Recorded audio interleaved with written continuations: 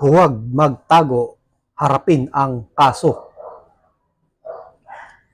Hindi nagkakalayo sina Alice Go at Apollo Kibuloy. Pareho silang nagtatago at umiiwas sa batas. Si Kibuloy ay founder ng Kingdom of Jesus Christ, samantalang si Go ay suspendidong mayor ng Bamban Tarlac. Nahaharap si Kibuloy sa mga kasong child prostitution, sexual abuse, human trafficking at acts of neglect, abuse, cruelty and exploitation. Samantalang si Go ay nasasangkot sa kasong may kaugnayan sa Philippine Offshore and Gaming Operator o POGO. Wala pang pabuya kay Alice Go, samantalang si Kibuloy ay may nakapatong na 10 milyong piso sa kanyang ikadarakip. Tig 1 milyong piso naman ang mga pabuya sa kanyang mga kamiyembro na sina Crescente Canada, Ingrid Canada, Sylvia Camanes, Jackie Leroy at Pauline Canada. Tanging si Pauline Canada pa lamang ang naaaresto ng mga pulis. May balita na nasa China na raw si Kibuloy pero sabi ng kanyang mga abogado ay inaalam pa nila. Minsan nang sinabi ni dating President Rodrigo Duterte na alam niya ang kinaroroonan ni Kibuloy pero hindi raw niya sasabihin.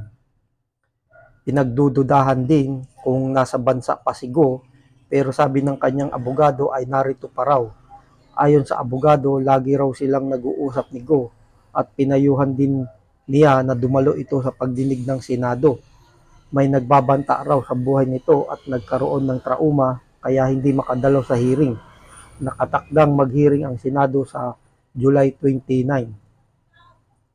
Bukod kay Go, 7 iba pa ang sinilbihan ng warrant of arrest ng Senado dahil sa hindi pagdalo sa pagdinig. Tanging ang accountant ni Go na si Nancy Jimenez Gamo ang natagpuan sa kanyang address at nakakulong na ito sa Senado. Nararapat harapin ni Go at Kibuloy ang batas. Huwag magtago sapagkat lalo lamang tumitibay ang hinala na mayroon silang nagawang kasalanan.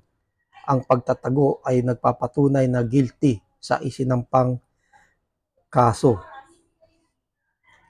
Yan yung balita tungkol kay Apollo Kibuloy at Alice Go. Pareho silang nawawala o nagtatago.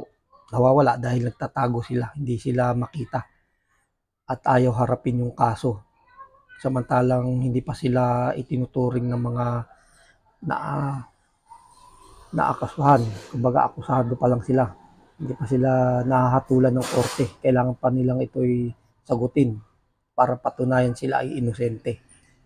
Kaya may malaking pabuya kay Kibuloy na 10 milyon dahil sa kanyang pagtatago. At si Go naman ay hindi rin makita.